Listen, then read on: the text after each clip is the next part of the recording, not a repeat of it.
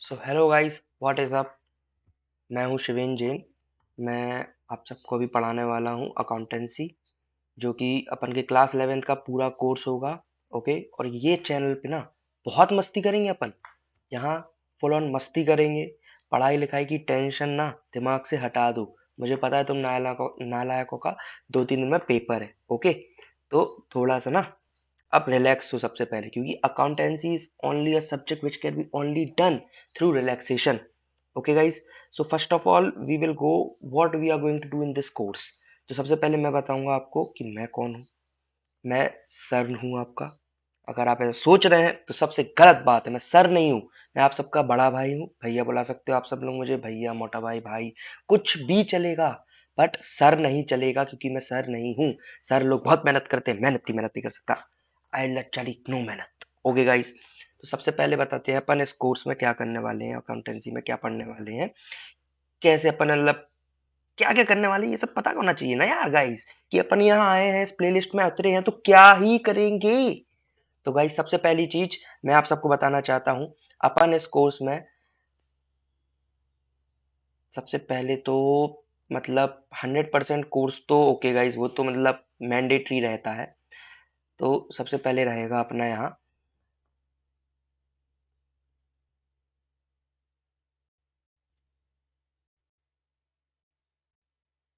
100% course covered, full detail में। ऐसा नहीं कि मतलब पढ़ा दिया, अभी आधा पढ़ाया फिर बाद में ऐसा, बाद में पे करूं मुझे फिर पढ़ाऊंगा, नहीं नहीं नहीं, कोई पेमेंट नहीं, फुल डिटेल्ड में पढ़ाएंगे अपन।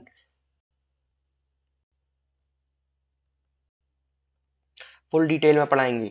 और दूसरी बात, यहाँ कोई तरह का फोर्स नहीं है, कुछ नहीं है, बिल्कुल रिलैक्सेशन से पढ़ना है। ये नहीं कि रटो रटो रटो रटो रटो, ये सब नहीं होगा। रटना वटना बंद करो, बंद करो, बंद करो, समझे।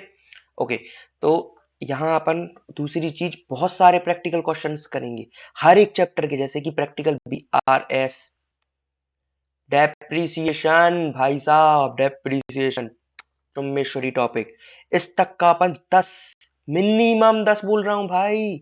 मैं इसके शायद तक तो मैं कम से कम 30 क्वेश्चन कराऊं। आई डोंट नो मैं कितने करा जाऊं, मैं बह जाता हूँ फ्लो में। ओके, अगर मेरे को मन हो गया क्लास लेने का, दिन भर ले लूं क्लास। ओके, तो BRS करेंगे, डेप्रिसिएशन करेंगे, और पेपर की ना अच्छे से अच्छे से प्रिपरेशन करेंगे गाइस, अच्छे से प्रिपरेशन। ठीक है, तो अपन BRS कर रहे हैं, सब कुछ करेंगे इसमें, कोई भी ऐसे टॉपिक नहीं छोड़ेंगे। दूसरी चीज, सब चीज डिटेल में पढ़ेंगे, और इस चैनल का the best benefit, 100% doubt solve,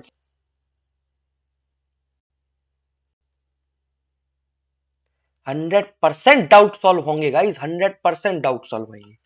तो ज्यादा टाइम बर्बाद ना करते हुए अपन चलते हैं आगे। ओके, तो क्या पढ़ रहे हैं सबसे पहले ये पता होना चाहिए। तो अपन पढ़ रहे हैं अभी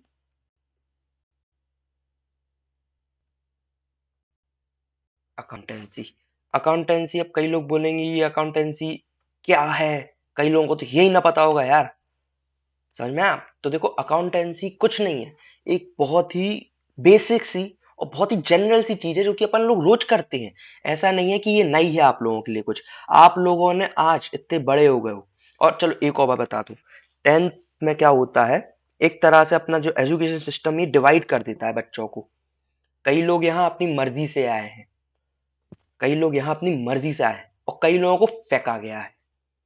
नो ऑकवर्डनेस, साफ मुंह पे बोलो ना, हाँ फेंका है, अपने मोबाइल से तो बोल रहे हो, जिसके साथ तुमने पता नहीं क्या क्या किया है, गंदी गंदी चीजें। समझ में आया ना, तो मोबाइल से ही कह रहे हो तो बोलो ना, हाँ भाई, बहुत फैक्ट फैक्ट क्या है, टीचर्स को बोल बोल के परेशान हो गया, साइंस दे दो लेकिन नहीं दी।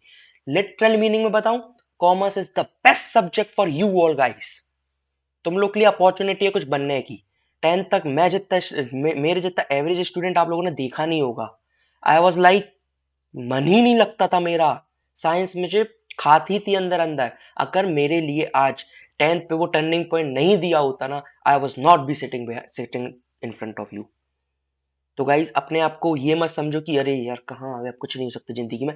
अब होगा। अब पहले नहीं हो सकता था, अब बहुत कुछ होगा जिंदगी में। मजा होगा, थ्रिल्स होगा, एंटरटेनमेंट होगा, लर्निंग होगी, सब कुछ होगा। बहुत मजेदार टॉपिक है। Commerce is the best, I mean best. Okay. तो सबसे पहले अपन ये देखते हैं अकाउंटेंसी होता क्या है। अकाउंटेंसी क्या है, अकाउंट्स क्या होते हैं। तो देखो मैं आपको बताऊं, जैसे कुछ दिन पहले की बात सोचो, मम्मी ने आपको 100 रुपए दिए। क्यों दिए? जो मार्केट से सब्जी ले आओ, मार्केट से ये ले आओ, वो ले आओ। फिर बाद में मम्मी कभी हिसाब मांगती नहीं मांगती? नहीं मांगती। नहीं मांगती तो उन्हें वीडियो दिखाओ, उनसे बोलो पहले हिसाब मांगे। हिसाब मांगना बहुत जरूरी है। तो बाय चांस समझो मैंने क्या किया, मैंने 20 के पोटैटो ले लिए। ठीक है। उसके बाद मैंने मेरे लिए 50 रुपए की अ, टोमेटो ले लिए। अभी टोमेटो बहुत महंगे हैं guys, तो 50 रुपए किलो। ठीक है। उसके बाद मैंने सोचा कि यार क्या करूं क्या करूं क्या करूं। मेरा एक दोस्त मिल गया, उसने मुझको 10 रुपए दे दिए। कहने लगा यार भाई तेरे 10 रुपए जो पहले के देने थे वो तू अभी ले ले। लो तो मेरे पास ये 10 रुपए क्या हुआ है, ऐड। अभी तक ये क्या हो रहे थे, लेस। तो अब मेरे पास 10 रुपए ऐड हो गए। अब मैं चला और मैंने फिर से 40 रुपए की कोई भी सब्जी ले लो आप, भिंडी ले ली। 40 रुपए की मैंने 1 किलो भिंडी ले ली। ओके। तो अब देखो, अब मैं घर पहुंचा। घर पे मम्मी को मैं क्या बोल रहा हूँ, मम्मी ये है आपकी सब्जी, 110 रुपए की सब्जी ले आया मैं। मम्मी कहेगी अरे तेरे को मैंने 100 रुपए दिए, तू 110 की कैसे ले आया, कैसे बताओगे। तो यहाँ आप उनको बोलते हो देखो मम्मी, मेरे पास थे 100, उसमें मैंने लेस किया 20, फिर 50, फिर 40 और ऐड किया 10 जो मेरे दोस्त ने दिए हैं। ऐसे में सब्जी ले आया। तो आपने ये क्या किया उनको, आपने उनको एक रिकॉर्ड बताया ना पहले का। ये जो आपने ट्रांजैक्शंस किए इनको ट्रांजैक्शंस कहते हैं। लेनी देनी को अपन अकाउंटेंसी में ट्रांजैक्शंस कहते हैं, पैसे की लेनी देनी को। ठीक है। तो जैसे कि मैंने जो ट्रांजैक्शंस किया, मैंने भैया से बोला भैया पटेटो दो, पैसा लो, पटेटो दो, पैसा लो। भैया ने पटेटो दिए, पैसे ले लिए। भैया ने टमाटो दिए, पैसे ले लिए। भैया ने भिंडी दी, पैसे ले लिए। ठीक है। तो ये मैंने किए ट्रांजेक्शन, मेरे दोस्त ने मुझे पैसे दिए, मैंने रख लिए। ये हो गया वन साइडेड ट्रांजेक्शन। ये ट्रांजेक्शन है, ट्रांजेक्शन वन साइडेड होते कई बार डुअल साइडेड होते हैं। तो अपन यहाँ से डुअल साइडेड ट्रांजेक्शन को ही रिकॉर्ड कर सकते हैं। कैसे रिकॉर्ड कर सकते हैं, यहाँ मैंने उनको क्या दिया, यहाँ मैंने उनको पैसा दिया और उनसे क्या लिया, सामान। मतलब सामान को मैं यहाँ गुड्स बोल सकता हूँ, गुड्स लिए, डुअल साइड ट्रांजेक्शन। यहाँ क्या है, यहाँ मैंने कैश दिया, नहीं मैंने यहाँ कैश लिया, कैश मेरे पास आया। लेकिन क्या हो गया भाई, मेरे दोस्त से मुझको लेने थे वो राइट तो खत्म हो गया ना। अब मैं नहीं ले सकता, अब दोबारा थोड़ी जाओगे तुम मुझसे मांगना, रे वो 10 रुपए तुमने दे दी दोबारा दे दे भाई, ऐसा थोड़ी होगा यार। तो देखो, ये जो आपने डेली के ट्रांजैक्शंस रिकॉर्ड किए इसी को तो अकाउंटेंसी कहते हैं। बस क्या होता है, अभी आपके पास 100 रुपए का था, अब बाय 100 रुपए का तो आपने मुंह पे सुना दिया, अरे हाँ यार 20 की वो लिया, 20 का आलू लिया, 50 का टमाटो लिया, 40 की भिंडी ली, 10 रुपए दोस्त ने, अरे मुंह पे सुना दिया, मुंह पे रटा है। अब जैसे आपने देखा होगा बिजनेस, अब आप कहीं भी जाते हो, मैं बोल रहा हूँ छोटी सी छोटी दुकान का नाम ले लो, जैसे कि मैं सुपरमार्केट जाता हूँ तो मेरे लिए किराने का सामान लेना है। तो मैं जब जाता हूँ तो मतलब कितना ही सारा वो लोग सामान रखे रहते हैं। मीन्स एटलीस्ट आई, मुझे मतलब अज्यूम करके चलता हूं, मुझे मुझे पक्का नहीं पता, शायद इससे ज्यादा हो सकता है, शायद क्या ऑफकोर्स इससे ज्यादा, कम से कम 1000 आइटम्स हैं। पर डे वो कितना बेचता होगा, कम से कम 100 से 200 आइटम बेचता होगा वो पर डे। अब 200 आइटम का तुम रिकॉर्ड रखो कि उनमें से चलो मिनिमम मिनिमम हर आइटम 40 रुपए का तो हो गई। तो 200 इंटू 40, 8000। 8000 का हिसाब आप मुंह पे रख सकते हो। 8000 का हिसाब रखने के लिए आपको उस चीज को क्या करना पड़ेगा, रिकॉर्ड करना पड़ेगा। बिना रिकॉर्डिंग के आप वो हिसाब रख ही नहीं सकते, आई गारंटीड यू। और ये 8000 तो मैंने बहुत छोटा बताया अमाउंट यार। कई बड़ी बड़ी जगह जाओगे, मतलब कोई बड़ी अच्छी शोरूम पे जा रहे हो, वहां दिन के लाख रुपए के ट्रांजेक्शन हो रहे हो। मैं गॉड, लाख रुपए कहां तक भाई मुंह पे याद रखेगा तू, आइंस्टाइन थोड़ी है। तो उनको क्या करना पड़ेगा, रिकॉर्ड करना पड़ेगा। यही तो अकाउंटेंसी है, इतनी देर से यही तो समझा रहा हूं मैं। अकाउंटेंसी और है ही क्या, कुछ नहीं और अकाउंटेंसी। तो अपन चलते हैं अब सीधा चैप्टर पे। ओके, चैप्टर्स पे आ गए अपन। तो ये एक पीडीएफ है, ये आपको अवेलेबल नहीं होगी। जो भी सोच रहे हैं भाई अवेलेबल हो जाए, नहीं होगी, क्योंकि यहीं पढ़ो ना यार, मैं यहीं पढ़ा रहा हूँ तो यहीं पढ़ेंगे अपन सब। ओके गाइस, तो अपन सबसे पहले इस पीडीएफ को देखते हैं। चैप्टर 1 है अपना अकाउंटेंसी। तो भाई साहब देखो, डेफिनेशन पे जाएं। जैसे कि मशीन की डेफिनेशन अपने थ्री इडियट्स में आमिर खान ने क्या बताई थी, अभी मैंने आपको वैसी बताई। अब मैं आपको बता रहा हूं कि बुक में क्या लिखी, और ये आपको मतलब एक तरह से मैं याद करा दूंगा, क्योंकि ये वाली definition is the best definition I could ever here about accountancy and what is about accounting. तो देखो क्या था, जब मैं 11th में था तो मुझे नया नया पढ़ने का बहुत शौक लगा था। एक बहुत मजाक की बात बता रहा हूँ। तो मैं मेरे से सर ने मेरे से पूछा व्हाट इज अकाउंट्स। तो मैंने सर को यही, मेरे को, मैं तो रट्टू तोता था यार, तुम लोग की तरह थोड़ी चिल था। मैं बहुत रट्टू तोता था। तो मैं क्या, मेरे को अकाउंटेंसी उस समय क्या है, सब लोग ने भर दिया था, जैसे आप लोग का ही भरा है, सबसे टफ सब्जेक्ट है भाई, सप्लीमेंट्री आ जाती है भाई, भाई फेल हो जाएगा भाई, भाई भाई, अरे भाई यार तेल लेना है, सबसे आसान सब्जेक्ट है साला ये। ठीक है, तो मेरे को ये डेफिनेशन रट गई थी। Accounting is defined as the process of identifying, measuring, recording, communicating the required information relating to the economic event of an organization to the interested users of such information। मैंने रट ली थी। तो मैं गया, मैंने सर के सामने मैंने फुल स्पीड में बोल दिया। ठीक है, सर बोल रहे अकाउंटेंसी इज अ सब्जेक्ट। मैं हिल गया, मैंने बोला ये तो मैंने पढ़ा ही नहीं, मैं यहाँ क्यों बैठा हूँ अकाउंटेंसी सब्जेक्ट सुनने के लिए? तुमसे पैसा क्यों दिया मैंने? मेरा पैसा रिफंड चाहिए 2 मिनट के अंदर, चेक में, फुल एडवांस। तुमसे ये सुनने बैठा हूँ अकाउंटेंसी सब्जेक्ट? तो उन्होंने बोला हाँ मेरे भाई, अकाउंटेंसी एक सब्जेक्ट है, अकाउंटेंसी कुछ है नहीं, अकाउंटेंसी एक सब्जेक्ट है, अकाउंटिंग है, अकाउंटिंग। और अकाउंट्स होते हैं, कई लोग इनको अकाउंट्स बुलाते हैं, ये अकाउंट्स भी नहीं है भाई मेरे। अकाउंट्स क्या होते हैं? टी शेप्ड अकाउंट, जिनमें तुम रिकॉर्ड करोगे। जैसे अभी तुम सब्जी लेने गए थे 100 रुपए की, कैश आया, ये समझ लो ऐड है, ये समझ लो लेस है। कैश आया तो अपन ने यहाँ डाल दिया 100, गया कितना गया था पहली बार में अपना 20, उसके बाद गया था अपना 50, उसके बाद आया 10, उसके बाद गया 40। ऐसे एक रिकॉर्ड कर दिया टी शेप अकाउंट में, इसको कहेंगे अकाउंट्स गाइस। ये होता है अकाउंट्स। ठीक है, अकाउंटेंसी अलग है, अकाउंट्स अलग है, और अकाउंटिंग अलग है। अब अपन क्या पढ़ रहे हैं इनमें से? अकाउंटेंसी तो सब्जेक्ट है, वो तो ऑफकोर्स अपन पढ़ेंगे ही। तो अभी अपन पढ़ रहे हैं मेनली अकाउंटिंग। तो अकाउंटिंग क्या है? Accounting is defined as the process. ये पहली चीज एक प्रोसेस है। समझो, समझ में आया? समझना, ठीक है। अभी मुझे पता है सब ऊपर से जाना है पूरी लाइन, जब मैं समझाऊंगा फिर बोलोगे आहा मजा आ गया। Of identifying, measuring, recording, communicating the required information related to the economic events of an organization to the interested users of such information। अब यहां मैंने जो भी चीजें लाइन अप करी हैं, इन सब का प्रॉपर मतलब बताऊंगा। ठीक है, तो सबसे पहले तो अपन ने अकाउंट्स के बारे में जितना भी पढ़ा उस सबको ध्यान में रखो। ठीक है, उसके बाद अपन चलते हैं इन सब लाइनिंग वाली चीजों पे।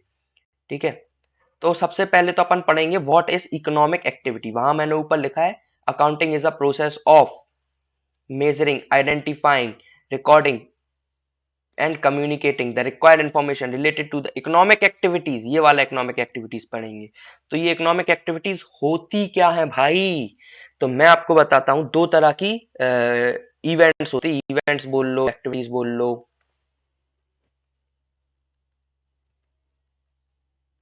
दो तरह की इवेंट्स या फिर एक्टिविटीज होते हैं। पहला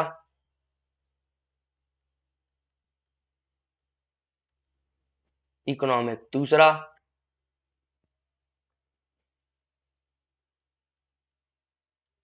पहला होता है इकोनॉमिक एक्टिविटीज, दूसरा होता है नॉन इकोनॉमिक एक्टिविटीज।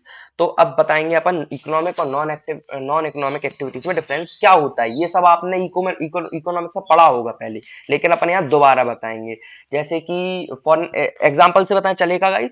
फिर अपन एक बार उसको वो रीड कर देंगे। Okay okay okay. तो देखो इकोनॉमिक एक्टिविटीज वो होती हैं, जैसे समझ लो मैं हूं, मैंने अगर कुकिंग करी, किसी रेस्टोरेंट में जाके, तो वो एक इकोनॉमिक एक्टिविटी होगी क्योंकि मैं कुछ ऐड कर रहा हूँ अपनी वैल्यूएशन में, मुझे उसका पैसा मिलेगा। और नॉन इकोनॉमिक एक्टिविटीज ये होती, समझ लो मैं यहीं घर पे कुक करा, मैंने मम्मी के लिए मैगी बना दी मस्त बिंदा आहा, तो मम्मी को मैंने क्या किया, out of love affection and pleasure किया, क्योंकि मेरी मम्मी है वो, उनसे थोड़ी बोलूंगा पैसा निकाल, बोल सकता हूँ, लेकिन गाइस वो सब एक फन लैंग्वेज है, वो नॉन इकोनॉमिक एक्टिविटीज आएगी। और कई लोग इस चीज को ऐसे डिक्टेट करते हैं, भाई पैसा दिया इकोनॉमिक, पैसा आ गया इकोनॉमिक, नॉन इकोनॉमिक नो पैसा। अरे यार मैंने एक दोस्त को व्यवहार पे दे दिए पैसे लोन में, उससे कोई इंटरेस्ट वगैरह भी नहीं लिया, 20 रुपए पे क्या इंटरेस्ट लेता मैं, तो यार वो नॉन इकोनॉमिक एक्टिविटीज में आया, वो इकोनॉमिक एक्टिविटीज में नहीं आया। इकोनॉमिक एक्टिविटीज में वही चीज आएंगी जो आप इकोनॉमिकली कुछ एड अप कर रहे हो, ठीक है। तो सबसे पहले तो अपन पढ़ते हैं कि इनमें कौन कौन से इकोनॉमिक इवेंट्स अपन ऐड करेंगे, ठीक है।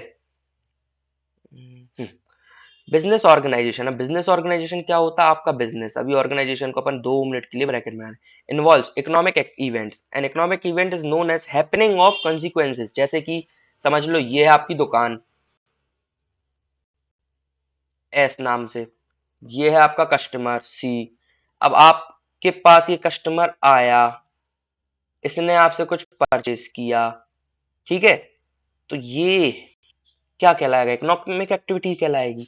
तो इनने ये बोला इकोनॉमिक एक्टिविटी को, इनने इकोनॉमिक इवेंट बोला है, ये एक इवेंट हो गया इनके लिए, कुछ हैपन हुआ है बिजनेस के अंदर, ठीक है, जो कि ट्रांजैक्शंस कंसिस्ट करता है, ये आपको पैसा देगा मनी, बदले में आप इसको क्या दोगे, गुड्स एंड सर्विसेज, और ये काय में मेजरेबल होना चाहिए, मनी में, मॉनेटरी टर्म्स में मेजरेबल होना चाहिए, क्योंकि आप ऐसी चीजें रिकॉर्ड, पहली चीज तो अकाउंटेंसी में आप ऐसी चीजें रिकॉर्ड कर ही नहीं सकते जो कि मॉनेटरी टर्म्स में वो मेजर कर ही ना जा सके, क्योंकि एक अकाउंटेंसी में अपन क्या, अच्छा ये बताओ, मैंने आपको अभी वो 100 वाला एग्जांपल दिया था, उसमें 20 के आलू जो आप लेके आए वो सड़े थे, मैंने उसको कहीं मेजर किया, नहीं किया।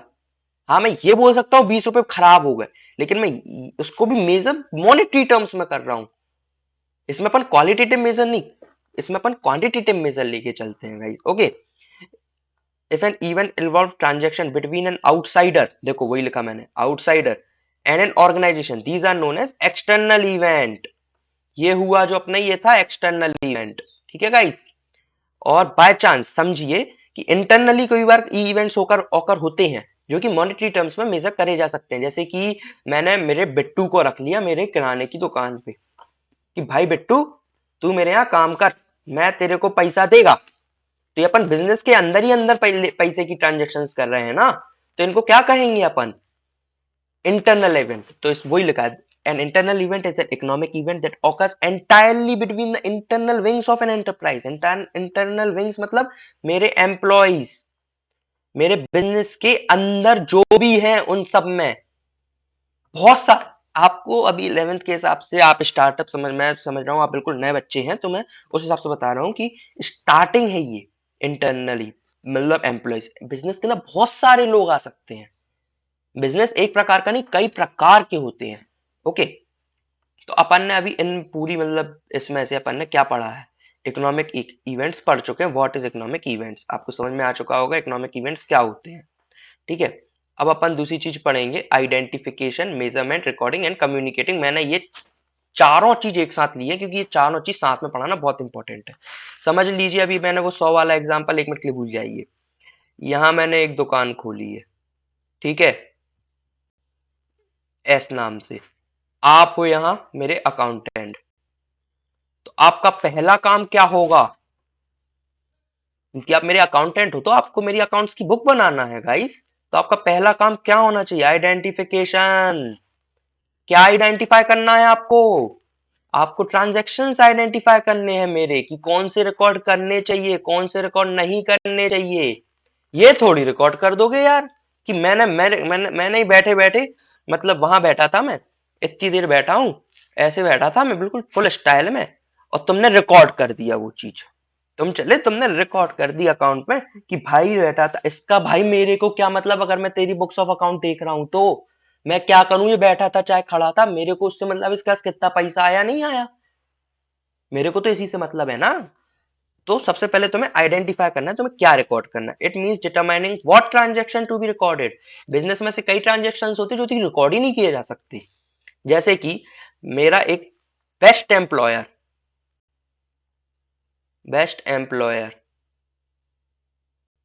बी मर गया, साला बहुत तेज गाड़ी चला रहा था, भिड़ गया, मर गया। अब मैं इसको कैसे रिकॉर्ड करूं, बताओ कैसे रिकॉर्ड करूं, क्योंकि ना ये मॉनेटरी टर्म से मेजर हो सकता है। कैसे मेजर करोगे तुम इसको मॉनेटरी टर्म्स में, एक इंसान की वैल्यू? बेस्ट एम्प्लॉय बोल रहा हूं मैं, तो इसको मेजर नहीं कर सकते। तो ये आइडेंटिफाई करना पड़ेगा कि यार तुम कौन से ट्रांजेक्शन को रिकॉर्ड करना चाहते हो, कौन से ट्रांजेक्शन को रिकॉर्ड नहीं करना चाहते हो। To identify event which are to be recorded, it involves observing activities and selecting those events that are of considerably financial character and related to the organization। यहां देखो, यहां मैंने दो चीज एडअप करी, financial character and related to the organisation. वो सारी transactions record करेंगे जो कि एक मतलब फाइनेंशियल कैरेक्टर के हो, और दूसरा ऑर्गेनाइजेशन जो अपना बिजनेस है उससे रिलेट करते हो। मैं वो क्यों ट्रांजैक्शन रिकॉर्ड करूंगा, मैं एस का अकाउंटेंट हूं, मैं लिख रहा हूं वो बी ने भाई ने अपने 30 लाख का माल बेच दिया, इसमें मेरी अकाउंट्स बुक में क्यों आएगा ये? मेरे को क्या मतलब वो 30 का बेचे चाहे लाख का बेचे, मेरे को मेरे मेजरमेंट देखना, मेरे को उसका नहीं देखना भाई, मेरे को मेरा देखना है। ओके, तो मैं वही रिकॉर्ड करूंगा। तो मुझे ये आइडेंटिफिकेशन करना पड़ेगा, मुझे कौन से ट्रांजेक्शन रिकॉर्ड करने। ऐसे तो मेरे पास लाख इंफॉर्मेशन है, सारी लिख दूं अकाउंट्स में? नहीं ना, मुझे तो आइडेंटिफाई करना ही पड़ेगा। जैसे आपके क्वेश्चन पेपर में 100 क्वेश्चन आते हैं, उसमें आपको 20 नंबर का एक समझ लीजिए वो आता है कि either attempt either not attempt. तो आपको क्लासिफाई करना पड़ेगा, आइडेंटिफाई करना पड़ेगा भाई कि ये वाला रिकॉर्ड कर लेता हूँ, ये वाला नहीं करूंगा। ओके, और ये आइडेंटिफिकेशन सेंसिबल होना चाहिए, ऐसा नहीं हवा में तीरा रे तेरा भाई ये रिकॉर्ड कर दिया, नहीं नहीं नहीं भाई, लिमिट में रिकॉर्ड हर चीज नहीं करी जा सकती। तो क्या रिकॉर्ड करना है मैं समझा रहा हूँ। The business transaction and other economic event therefore are evaluated for deciding whether it has to be recorded in books of events। वही चीज है, ठीक है गाइस। इसमें आप ये थोड़ी लिख सकते हो कि वो एस के मालिक का एस की बीवी के साथ लफड़ा चल, ये थोड़ी लिखोगे यार। लिखना तो सही चीजें हैं, गलत चीजें नहीं लिखना बिल्कुल। अब दूसरी चीज मेजरमेंट, क्या रिकॉर्ड करना है ये समझ गए, आइडेंटिफाई कैसे करें, क्या रिकॉर्ड करें क्या नहीं करें, ये कौन बताएगा? मेजरमेंट काय में करें, काय में करेंगे मेजरमेंट? इंडिया में बैठे हो, रुपीज एंड पैसे में। सिंपल यार, वेरी सिंपल। मेजरमेंट करना तो जरूरी है कोई भी ट्रांजेक्शन का। अच्छा आप समझ लो, ये 100 रुपए लेके गए, ठीक है, मैं अभी 100 रुपए एक मिनट के लिए भूल जाता हूं, मैं कहता हूं आप कोई क्वांटिटी लेके गए, एन अमाउंट, कुछ भी अमाउंट, ठीक है, और मैं कह रहा हूं आप पटेटो ले आए, ये ले आए, वो ले आए, तो मैं ये थोड़ी लिख दूंगा मेरे अकाउंट में, पटेटो लाया मैं, टमाटो लाया मैं, ये लाया मैं, फलाना लाया मैं, इतने हो गए दे दो। तो इनकी मेजरमेंट करना जरूरी है। 1 किलो थोड़ी लिख दोगे भाई 1 किलो लाया, मतलब मैं तेरी अकाउंट्स की बुक पढ़ रहा हूँ, मेरे को तेरी कंपनी में इन्वेस्ट करना है, मेरे को तेरे शेयर्स खरीदना है, तो मैं ये देखूंगा अरे ये पटेटो 1 किलो ले आया, मैं खर्च कर रहा, ये देखूंगा ना भाई कि तू पटेटो किस रेट पे लाया है, मेजरमेंट तो कुछ होना चाहिए ना, समझे? It means qualification including estimate of business transaction into financial terms by using monetary units, rupees, पैसे as a measuring unit। If an event cannot be qualified in monetary terms, it is not considered for recording in financial accounts। कोई ऐसा transaction जैसे मैंने बताया था, मेरा best employ B टपक गया भाई, तो ये कैसे रिकॉर्ड करूं, इसमें क्या ही मॉनेटरी टर्म्स है, तो ये मैं रिकॉर्ड नहीं कर सकता। तो ये भी देखना है कि जो आपने आइडेंटिफाई किया है कि अच्छा ये बिजनेस की पर्सपेक्टिव से रिलेटेड है, फाइनेंशियली नेचर में है, लेकिन बिजनेस को अफेक्ट भी कर रहा है। जैसे कि मैंने एक लाइन उस समय यूज नहीं कर पाई, शायद मैं भूल गया हूँ कि मेरा जो कॉम्पिटिटर है वो मेरे से ज्यादा सेल्स कर रहा है, तो मैं ये अकाउंट्स में रिकॉर्ड नहीं कर सकता, वो मेरे को अफेक्ट कर रहा है, मेरे को लग रहा है अरे ये तो रिकॉर्ड करना चाहिए, वो अफेक्ट कर रहा है मेरे को, तो मैं ये अकाउंट्स में नहीं लिख सकता कि वो मेरे को अफेक्ट कर रहा है, वो क्योंकि मेजरमेंट नहीं हो सकता ना उसका, वो कितना अफेक्ट कर रहा है मेरे को। मॉनेटरी टर्म से मेजर थोड़ी करोगे कि यार ये इतना अफेक्ट कर रहा है, ऐसा नहीं हो सकता। दूसरी चीज, अपन को जो भी अपन ने आइडेंटिफाई किया है उसके बाद जो अपन ने मेजर किया है, जैसे कि अपन ने आइडेंटिफाई कर लिया कि अच्छा ये ट्रांजेक्शन बिजनेस के पर्सपेक्टिव से रिलेटेड है, ये रिकॉर्ड करना आइडेंटिफाई कर लिया तुमने, उसके बाद तुमने मेजर भी कर लिया, उसके बाद रिकॉर्ड भी तो करना पड़ेगा। वेरी सिंपल भाई, तुमने आइडेंटिफाई और मेजर करा ही क्यों जब रिकॉर्ड नहीं करना था तो। उसके बाद आपको उसको रिकॉर्ड करना पड़ेगा कहाँ, बुक्स ऑफ अकाउंट्स में, in monetary terms and in chronological order, मतलब एक प्रॉपर ऑर्डर में। जैसे कि समझो तुमसे मम्मी ने बोला मेरे को 100 का हिसाब लिखे तुम्हें दो, तो तुम ये थोड़ी लिख दोगे पोटैटो, टोमेटो, उसके बाद क्या लेके आया था मैं, भिंडी, और 10 मन्नू, ये थोड़ी लिख दोगे तुम। ऐसे लिखोगे मम्मी खींच के चप्पल फेंक के मारेगी ऊपर से। चलो ये समझ, ये तो सिर्फ तुम्हें समझ में आ रहा है, बाई चांस तो मम्मी नहीं, तुम्हारा कोई बिजनेस पार्टनर, उसको क्या समझ में आएगा। तो एक प्रॉपर वे में रिकॉर्ड किया जाता है, जो कि अपन आगे पढ़ेंगे कैसे रिकॉर्ड करना है। जनरल एंट्रीज में तो सब प्रॉपर एक वे में रिकॉर्ड किया जाता है। जैसे कि एक मतलब तुम एक प्रॉपर वे रखोगे रिकॉर्ड करने का। Recording is done in a manner that the necessary financial information is summarised as per well established practice and is made available as when required. तो रिकॉर्डिंग इस अच्छी तरीके से करनी है, समराइज फॉर्म में करनी है, कि आप जब चाहो तब उसको ध्यान से एक बार देखो, आप समझ जाओ, आपको जो चीज चाहिए मिल जाए। जैसे कि कई लोग अपने पुराने फाइनेंशियल स्टेटमेंट इसलिए देखते हैं जैसे उन्हें पता चले कि यार पिछले साल अपन ने इतना बनाया था, इस साल इतना प्रॉफिट बनाया, इस साल इंक्रीमेंट कर पाए नहीं कर पाए, क्यों नहीं कर पाए, क्या थे ड्रॉबैक्स। तो ये सब चीजें जब अपन को बिजनेस में कर रहे हैं तो बिजनेस में जानना बहुत जरूरी हो जाता है। तो इसलिए अपन बिजनेस में पहले ही से प्रिकॉशनरी ये सब चीजें करके रखते हैं। थोड़ा अपन रिकॉर्डिंग करना उसके लिए बहुत जरूरी हो जाता है, पिछले साल क्या हुआ था, कहाँ खर्चा ज्यादा हो रहा है। ओके, अब जो अपन का टॉपिक बचा है उसमें अपन ने पढ़ लिया, उसका बचा है कम्युनिकेशन। अब अपन ने देखो भाई आइडेंटिफाई कर लिया, रिकॉर्ड कर लिया, क्लासीफाई कर लिया, सब कर लिया। अब भाई मेजरमेंट भी देख लिया कि हाँ ये मेजर हो सकता है मनी में, रिकॉर्ड कर लिया। अब भाई मैं इसका क्या अचार डालूंगा, मैं इसको कम्युनिकेट करूंगा। तो इसको कहेंगे अपन communication. The economic event are identified, measured and recorded in order that the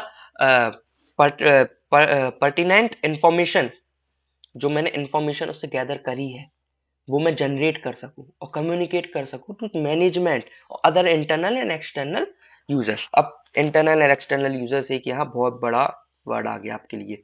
आप सोच रहे क्या है ये इंटरनल एक्सटर्नल यूजर्स। देखो भाई यहाँ समझाता हूँ, ये है मेरा बिजनेस, ठीक है, मैं लागत लगाया हूँ 1 लाख रुपए की, ठीक है। तो ये मैंने जो 1 लाख रुपए की लागत लगाई है, अब मैं इस 1 लाख रुपए में क्या करता हूँ, मैं बोलता हूँ मेरे दोस्त से कि भाई देख अपन कर लेते बिजनेस, ठीक है, तू मुझे 50,000 रुपए दे दे, ठीक है, और मेरे साथ तू 25% का बिजनेस का मालिक बन जा, क्योंकि मुझे पैसों की जरूरत है। बिजनेस बढ़ाने के लिए हमेशा आपको पैसे चाहिए पड़ेंगे, और मशीनरी खरीदना पड़ेगा, और सब सामान चाहिए पड़ेगा, और गुड्स खरीदना पड़ेगा to retail shopping, retail sales, ठीक है। तो दोस्त तो बोलता है अच्छा 25% के लिए, ठीक है भाई 50% ले, 50,000 ले ले, ऐसा थोड़ी होगा। वो बोलेगा यार मुझे पहले तुम दिखाओ, मैं अपने जहाँ 50,000 रुपया खर्च कर रहा हूँ, जैसे आज भी आपके मम्मी पापा आप में इन्वेस्ट कर रहे हैं, जैसे इन्वेस्ट ही समझ लीजिए।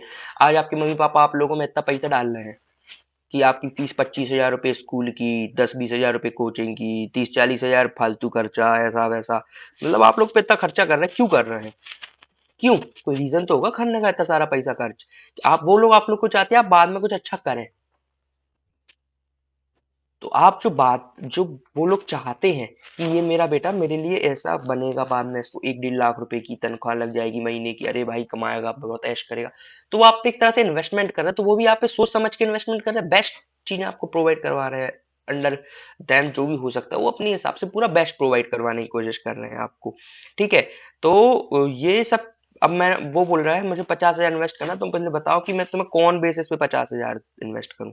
तो तुम क्या बोलोगे, एक काम कर मेरे अकाउंट्स देख ले कितना मेरे को पर ईयर प्रॉफिट हो रहा है, या फिर मेरे कितने एक्सपेंस हैं, मैं इन पैसों का क्या करेगा, सब ये देख ले। ये सब मैंने कहाँ रखा है, ये सब मैंने आइडेंटिफाई किया था, अभी थोड़ी देर पहले मेजर किया था मैंने, क्लासिफाई किया था, 2 मिनट पहले ये सब किया मैंने, इन सबको अभी मैंने जनरल बनाया तेरे लिए, भाई तू देख और इन्वेस्ट कर मेरे में। तो ये मेरे लिए कौन हो गया मेरा दोस्त, इंटरनल और एक्सटर्नल यूजर, ये बाहर है बिजनेस के मेरे, जो भी बिजनेस के बाहर है वो एक्सटर्नल, और जो बिजनेस के अंदर हैं वो इंटरनल। जैसे इंटरनल यूजर्स हो सकते हैं आपके employees, chief executive, financial officer, vice president, business unit management, plant manager, सब कोई, आपके एम्प्लॉइज तक आपकी अकाउंट देख सकते हैं। क्योंकि देखो कई बार क्या होता है, कई बिजनेसेस में ऐसा रूल होता है कि आपको बोनस मिलेगा एक टाइम पीरियड के बाद, वर्कमैनशिप को एक बोनस दिया जाता है अगर कंपनी एक्स्ट्रा ऑर्डिनरी प्रॉफिट कमाती है उनके वर्क से। क्योंकि देखो कंपनी चल रही है, जैसे कि अपन बात करें होंडा, होंडा एक वेरी गुड एग्जांपल है, होंडा कंपनी रियलिटी का एग्जांपल है। होंडा कंपनी में जितने भी एम्प्लॉयज काम करते हैं, अगर उनकी सेल्स पिछले साल से 10% बढ़ी, ठीक है, तो जो 10% उनकी सेल्स बढ़ी है उस पे उनको एक फिक्स्ड अमाउंट, मुझे वो अमाउंट नहीं पता, लेकिन उन्हें फिक्स्ड अमाउंट हर एक वर्कर को दिया जाता है एज एन इंसेंटिव बोनस कि यार आपने, क्योंकि कंपनी ही के लोग काम कर रहे हैं, आपने अच्छा काम कर पाया, आपने सेल्स बढ़ाई, आपने सेल्स एग्जीक्यूटिवनेस अच्छी करी, आपने प्रोडक्ट मेरा अच्छा रखा, आपने ये करा, इसलिए मैं आपको खुश होकर, क्योंकि आपको सैलरी तो मुझे देनी है लेकिन मैं खुश होकर आपको बोनस देता हूँ। कई लोग ये समझ लेते हैं उस चीज को कि यार ये तो मेरा हक है, और सही में उनका हक है वर्कमैन का। तो वो लोग अकाउंट्स टैली करते हैं बराबर, उनको अकाउंट्स देखना रहता है, उनको अकाउंट्स प्रॉपर कम्युनिकेट होने चाहिए, पिछले साल कितना प्रॉफिट हुआ भाई, उनका बोनस डिपेंड है। दीपावली, बिना बोनस के घर में मिठाई कैसे आएगी? मिठाई नहीं आएगी तो मजा नहीं आएगा यार। बच्चे के फटाके उस पर डिपेंड होते हैं यार। कैसी बात कर रहे हो तुम लोग यार, बोनस जरूरी नहीं है। क्यों नहीं है जरूरी? बहुत जरूरी है। बच्चे के घर में 1000 के फटाके आएंगे कि 10,000 की, प्रॉपर बोनस पे रहता है भाई साहब। ये तुम लोग को पक्का पता है, अगर तुम लोग कॉर्पोरेट सेक्टर से आ रहे हो तो। बिजनेस सेक्टर वालों को कोई नहीं भैया, हर साल 500 के 1000 के पटाखे आ जाएंगे, बहुत, मैं बिजनेस फैमिली से हूं, मुझे सब पता है। ओके गाइस, सो क्रेडिटर्स भी अपने इंटरनल ही आते हैं, जिनने अपन को लोन दे रखा है कि साला चुका पाएगा कि नहीं। सबसे बड़ी गवर्नमेंट, एक्सटर्नल यूजर्स में सबसे बड़ा आता है अपना गवर्नमेंट, क्योंकि भाई टैक्स देना है। एक्सटर्नल यूजर्स में कई सारे लोग आते हैं, गवर्नमेंट आ जाएगा आपका, और बहुत सारे लोग आते हैं। तो आप एक्सटर्नल यूजर्स के यहाँ पढ़ सकते हो, present and potential investor, agencies, ये सब आप पढ़ सकते हो एक बार प्रॉपरली। आप कहीं भी देख लेना, आपकी बुक्स में दिया होगा एक्सटर्नल इंटरनल यूजर। इतना वेरिएंट नहीं, बस एक समझने के लिए अच्छा है। अब मैंने ऊपर छुड़वाया था ऑर्गेनाइजेशन क्या होती है। ऑर्गेनाइजेशन एक मतलब बिजनेस एंटरप्राइज होती है, बिजनेस को ही अपन ऑर्गेनाइजेशन कहते हैं। ऑर्गेनाइजेशन प्रॉफिटेबल हो सकती है, नॉन प्रॉफिटेबल हो सकती है। जैसे कि कई ऑर्गेनाइजेशन ही सुना आपने, जैसे कि मैं बात करूं ICSI और ICSI.org, ICSI ऑर्गेनाइजेशन, ये ऑर्गेनाइजेशन किस चीज को प्रमोट कर रही है, प्रॉफिटेबल है नॉट प्रॉफिटेबल, तो ये सब चीजें एक बिजनेस का मॉडल होता है, उनको अपन कहते हैं ऑर्गेनाइजेशन। ये डिपेंड करती है साइज पे, लेवल ऑफ बिजनेस, कौन से लेवल पे आप काम कर रहे हो। ये सोल प्रोप्राइटरी कंसर्न हो सकती है, पार्टनरशिप कंसर्न हो सकती है, कोऑपरेटिव सोसाइटी हो सकती है, कंपनी हो सकती है, लोकल अथॉरिटी, म्युनिसिपल कॉर्पोरेशन और any other association of persons. ठीक है, तो कुछ भी हो सकती है ऑर्गेनाइजेशन, एक मतलब धंधे को सीधी बात ये लोग ऑर्गेनाइजेशन प्रॉपरली कहते हैं। ठीक है, तो अपन फिर से वापस ऊपर आएंगे एक और बार, वो जो फर्स्ट पेज पे अपन ने थ्योरी थी, क्योंकि अपन ने उसके सब हेड पॉइंट्स जो मैंने मार्क किए थे वो अपन ने प्रॉपरली पढ़ चुके हैं। तो अब अपन देखेंगे कि क्या इतना पढ़ने के बाद अपन को वो जो 3 लाइनें हैं, जो 3 लाइन बिल्कुल समराइज्ड है, क्या वो याद हो पाई, या फिर क्या वो समझ में आ पाई, क्या वो आपके अंदर बैठ पाई। मैं ये नहीं बोल रहा हूँ भाई पेपर में रट लेना, मैं ये बोल रहा हूँ कि आपके दिमाग में आ गया, अभी समझ में, और दिमाग में आ गया तो आप पेपर में क्यों नहीं लिख पाओगे, मैं खुद लिख सकता हूँ। Accounting is defined as a process of identifying, measuring, recording and communicating the required information related to the economic activities of an organization to the interested users of such information. ये इंटरेस्टेड यूजर कौन है? वही external users, internal users जो interest रखते हैं अपने business में। जैसे मेरे दोस्त 50,000 दे रहा, उसका इंटरेस्ट अपने आप आएगा, इंटरेस्ट छोड़ो उसका खानदान का इंटरेस्ट आएगा अपने आप। 50,000 बहुत बड़ी रकम होती है भाई साहब, किसी को भी देने पैसे, इतनी बड़ी होती नहीं लेकिन होती है। ठीक है, आदमी आज 100 रुपए के लिए रो देता है यार, क्या बात कर रहे हो? तो भाई ऐसा होता है, मैंने एक बार 100 के क्या बोलते शेयर्स खरीदे थे, तो मैं वो हर दूसरे दिन जाके चेक करता था कि 100 के 101 हुए, 99 तो नहीं हो गए। मेरा पीपी बढ़ जाता था भाई साहब अगर 98 पहुंच जाए तो। ठीक है, तो मैं मतलब 100 रुपए भी देने के पहले आदमी सोचता है और इंटरेस्ट आ सकता है उसका पैसे देने में। ठीक है, तो अपन को ये बहुत प्यार से बैठ के, मेरे हिसाब से तो अगर नहीं बैठी हो गाइस लिटरल मीनिंग में, एक और बार आप लोग इस लेक्चर को रिवाइंड करके देखें। और हाँ, कोई भी चीज इस लेक्चर में रटने लायक नहीं है। लेक्चर 1 एंड 2 आपके ऐसे रहेंगे कि आप एक या फिर 2 बार लेक्चर सुने, ठीक है। जब आपको लेक्चर समझने में आपको याद हो जाएगा वो लेक्चर, आपको फिर कुछ नहीं करना है, दिमाग से टेंशन भगा देनी है। पढ़ने का टाइम ऐसा, जैसे अभी आपने ये लेक्चर देख लिया है, कुछ नहीं करना है, बस शांत हो जाओ, रात में एक बार प्रॉपर रिवाइज करना और विद इन 7 डेज एक और ये लेक्चर देखना है। मैं बता रहा हूं, आपको कई दोस्त आपके डराएंगे कि यार चैप्टर 1 तो थ्योरी है, थ्योरी तो भाई कुछ नहीं बनता, मुझे को थ्योरी कुछ नहीं आता, थ्योरी प्रैक्टिकल तो भाई पूरा कर देगा, थ्योरी 20 नंबर की आनी, नहीं आता कुछ भी। मैं कह रहा हूँ 80 नंबर की भी थ्योरी आ रही है ना भाई। तुम अगर मेरा लेक्चर ध्यान से सुन रहे हो, बहुत ध्यान से सुन रहे हो, तुम गारंटीड ये 2 बार लेक्चर अगर सुन रहे हो, तुम थ्योरी का, तुम अपने दोस्तों को ना भाई तू क्वेश्चन बोलना थ्योरी का, मैं सॉल्व कर रहा तेरा, तुम भाई अगर लिख लिख नहीं पाओ ना वो क्वेश्चन, मुंह से तो मैं गारंटी बोल रहा हूँ सॉल्व कर दोगे। अगर जो आदमी मुंह से सॉल्व करता है, आप 10th क्लास में इंग्लिश मीडियम में पढ़े हो अगर, तो मैं आपको ये चीज गारंटी बोल रहा हूँ कि यार तुम लिख भी सकते हो, हिंदी मीडियम से भी तो हिंदी में लिखना रहेगा यार तुम्हें, तो ये तो तुम तो और आसानी से लिख सकते हो, क्योंकि लिखना हम सीख चुके हैं भाई। एबीसीडी हम लोग को बहुत प्यार से सिखाई गई थी, लिटरल मीनिंग में। तो अपन सब आता है, अपन को, अपन बहुत होशियार आदमी है, ठीक है। अब भाई देखो थोड़ा सा क्या है, अपन डिटेल में जा रहे हैं इस टॉपिक के। तो अब अपन थोड़ा पढ़ेंगे कि अकाउंटिंग को अपन ने जो छोटी सी उसमें डिफाइन कर दिया, थोड़ा उसको बड़ा भी तो बताना पड़ेगा यार, इतना ही छोटा तो होगा नहीं अकाउंटेंट अकाउंटिंग। तो ये वाली लाइन से रीड है आपके लिए, या तो आप रीड करो या फिर आप इसको प्रॉपरली, मैं जब बोल रहा हूँ तो 3 बार सुनो, इसको रिवाइंड कर करके 3 बार सुनो, okay. Accounting is a definite process of interlinked activities. ये एक्टिविटीज क्या इंटरलिंक्ड होती हैं कि नहीं? इंटरलिंक कैसी? देखो, मैंने पैसा दिया, तुमने मुझे गुड्स दिया, मैंने आपको पैसा दिया लोन पे, आपने मुझे इंटरेस्ट दिया और पैसा भी दिया साथ में, ठीक है। मैंने बैंक गया, मैंने बैंक में बोला कि मुझे सर्विसेज दो, उन्होंने मेरे को सर्विसेज दी, बदले में चार्जेस लिया, बैंक चार्जेस, ठीक है। तो ये सब इंटरलिंक्ड एक्टिविटीज है ना। मैंने, समझ लीजिए, एक और एग्जांपल देता हूँ बिजनेस का ही, जिस बिल्कुल रिटेल बिजनेस, क्योंकि आप लोग अभी तक रिटेल बिजनेस से ही फेमिलियर हैं। एज अ 11th के स्टूडेंट मैं आपको समझता हूँ, सब आप रिटेल बिजनेस से फेमिलियर हैं। समझ लीजिए मैंने अभी ये गुड खरीदा, फिर मैंने किसी को बेचा, तो मैंने, मेरे को उससे पैसा मिला, मैंने इसको पैसा दिया, तो ये सब एक्टिविटीज एक दूसरे से इंटरलिंक्ड ही होती हैं। बिजनेस में जितनी भी एक्टिविटीज होती है एक पर्पसफुल मोटिव से की जाती है, सारी इंटरलिंक्ड एक दूसरे से होती हैं।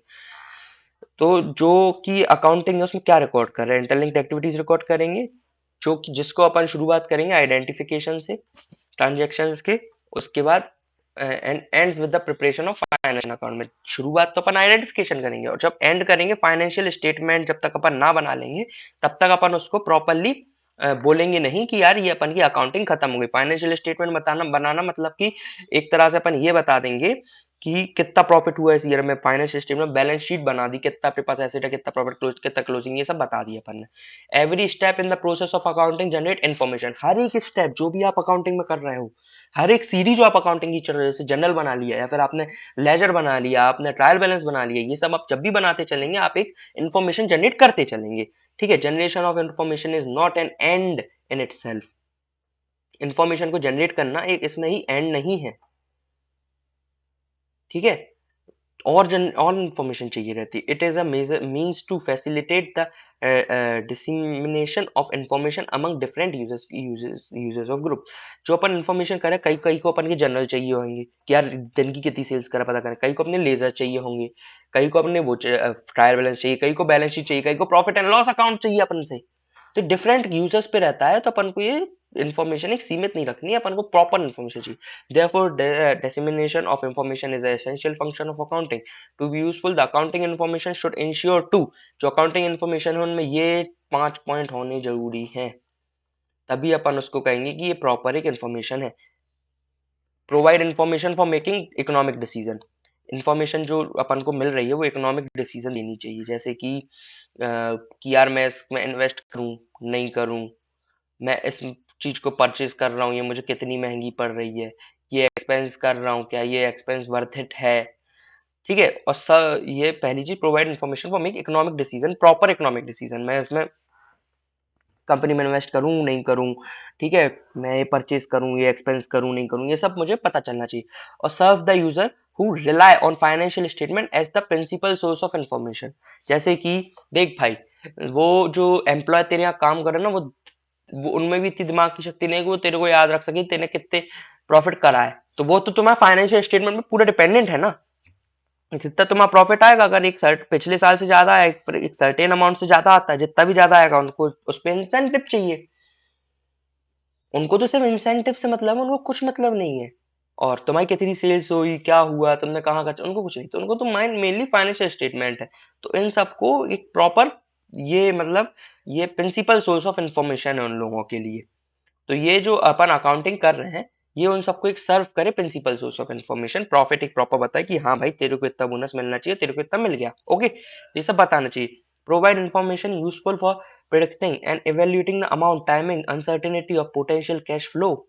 ये इन्फॉर्मेशन बताना चाहिए। ये इन्फॉर्मेशन प्रिडिक्ट हो जाएगी अकाउंटिंग से कि अपन को कितना कैश अभी चाहिए, कितना टाइम चाहिए, कितनी अनसर्टेनिटी है कैश की। जैसे समझ लीजिए मुझे करना है एक 1 लाख का पेमेंट आज से 2 महीने बाद, मेरे पास अभी 30,000 है, तो मैं अकाउंटिंग करते करते करते करते एक मोमेंट पे बता दूंगा, अरे यार अभी मेरे पास 1 लाख नहीं हो पा रहे हैं, या फिर मैं ऐसी जुगाड़ कर लूँ। तो ये सब मुझे एक प्रॉपर इन्फॉर्मेशन देंगे प्रिडिक्ट करने की, कि मुझे कैश फ्लो कैसा रखना है। Providing information for judgement, judging management ability to utilise resource effectively in meeting goals. इस वाले पॉइंट को मैं थोड़ा डीप जाना चाहूंगा।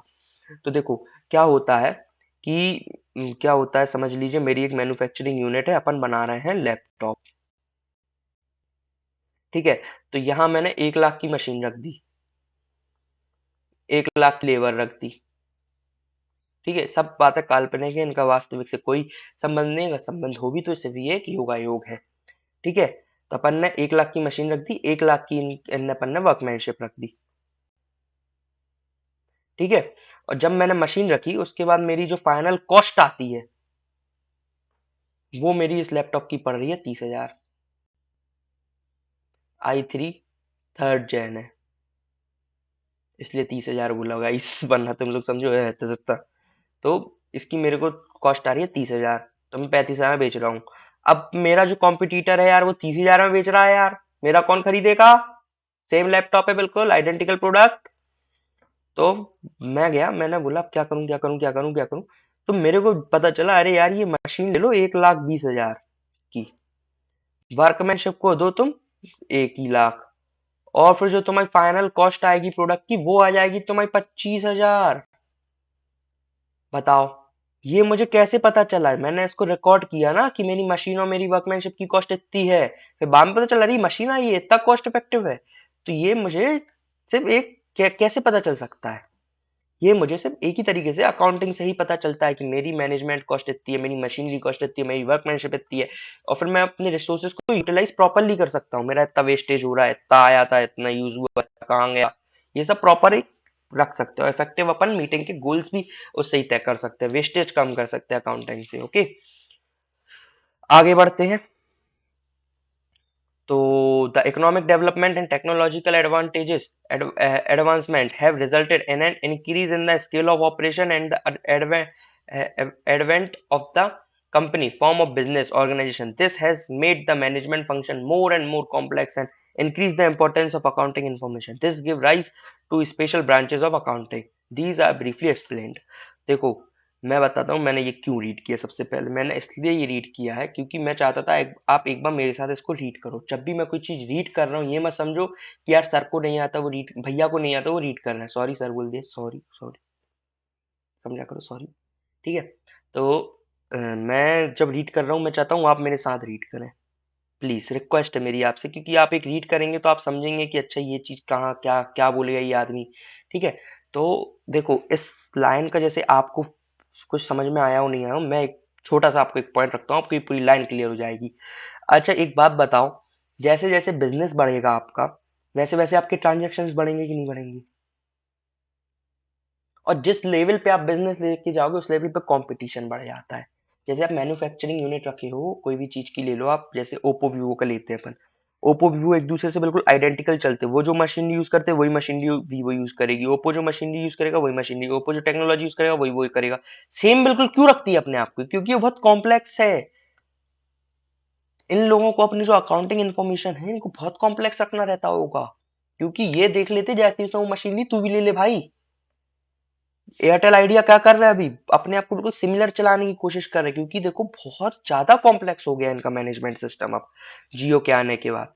तो इन लोग को अपनी एक मतलब इन लोग को अपनी अकाउंटिंग इतनी स्ट्रांग रखनी पड़ती है, उसमें इन लोग को 4 तरह की अकाउंटिंग करनी पड़ती है, एक तरह की नहीं।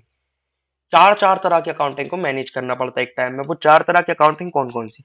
सबसे पहली होती फाइनेंशियल अकाउंटिंग। फाइनेंशियल अकाउंटिंग क्या होती है कि मतलब समझो, मुझे फाइनेंस कहाँ कहाँ से अरेंज करना है, मेरा यहाँ प्रॉफिट हो रहा है नहीं हो रहा है, अगर प्रॉफिट नहीं हो रहा है मेरी कहाँ ज्यादा खर्च हो रही है, ये सब मेरे को कौन बताएगा? फाइनेंशियल अकाउंटिंग बताएगी कि यार मैं इस बैंक से ब्याज ले रहा हूँ, मेरे को 12% दे रही है, इससे अच्छा मैं अपनी कंपनी के शेयर इशू कर दूं, उसमें मेरा पैसा आएगा, ब्याज देना नहीं है, लॉस इस कमीने का, प्रॉफिट इस कमीने का, कोई फर्क नहीं पड़ता। ठीक है? तो गाइस, अपन को ये सब चीजें कौन बताएगा? Financial accounting. तो इसलिए फर्स्ट एंड फॉरमोस्ट जरूरी आती है अपनी financial accounting. The purpose of this branch of accounting is to keep a record of all financial transaction so that the profit earned or loss sustained by the business during an accounting period can be worked out। Financial accounting से यही पता चले कि यार ये अपन business कर रहे हैं, क्या ये प्रॉफिटेबल है? पता चला कि अपन ये बिजनेस तो कर रहे हैं लेकिन प्रॉफिटेबल है ही नहीं है। आखिर में अगर प्रॉफिटेबल नहीं है तो करने का मतलब क्या है यार? समझे? तो the financial position of the business as at the end of the accounting period can be ascertained and the financial information required by the management and other interested party can be provided.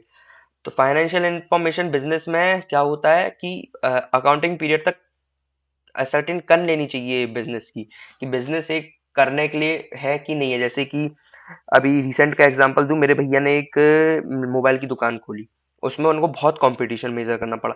तो इन्हें साल के and तक ये देख लिया कि यार यहाँ बहुत कंपटीशन है, इससे अच्छा मैं कुछ और काम करता हूँ, उसमें मेरे को बहुत पैसा आएगा, मेरी दुकान है ही, मेरी घर की दुकान है, मेन रोड पे दुकान है, सब काम है, तो मैं फिर एक कोई अच्छा धंधा करता हूँ। तो उन्होंने अपनी फाइनेंशियल पोजीशन एसरटेन करी और एक प्रॉपर डिसीजन लेने में मैनेजमेंट का डिसीजन, पार्टीज का डिसीजन, कोई भी डिसीजन लेने में उन्हें बहुत हेल्प हुई। वो सब अकाउंटिंग की बदौलत कि यार मुझे इतना प्रॉफिट आ रहा है। चल मैं समझ लो, एक बात बताओ, मैं यहाँ बैठा हूँ मैं यहाँ बैठा हूँ, तुम लोगों से बात कर रहा हूँ, क्लास ले रहा हूँ एक तरह से, ठीक है?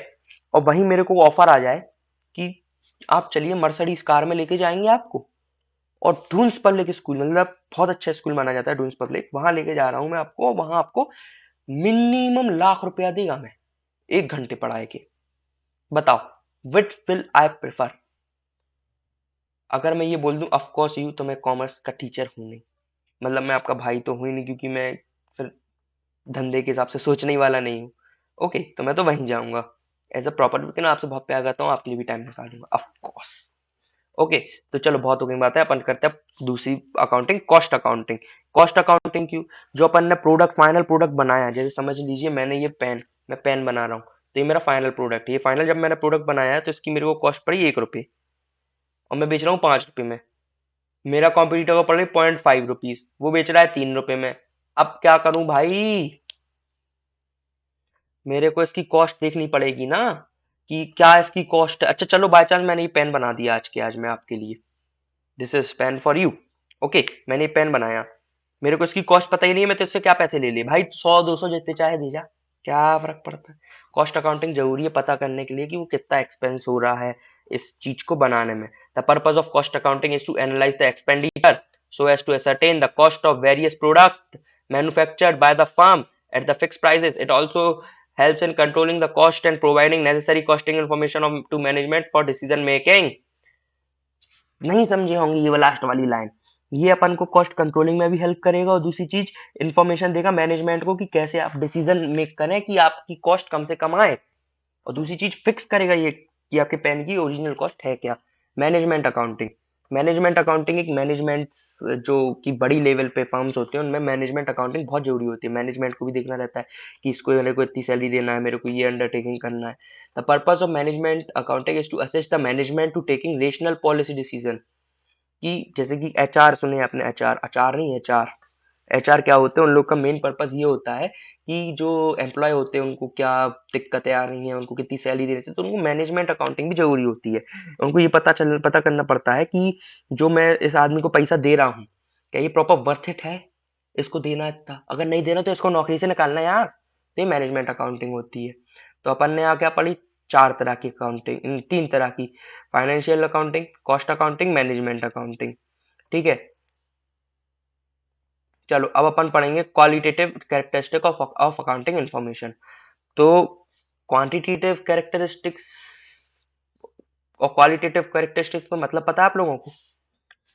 मैं सर्टेन करता हूँ, कई लोगों के मैसेज तो आ रहे हैं पता है, मैं सर्टेन करता हूँ कि नहीं पता है। क्वालिटेटिव कैरेक्टरिस्टिक क्या होता है? क्वालिटेटिव कैरेक्टरिस्टिक होता है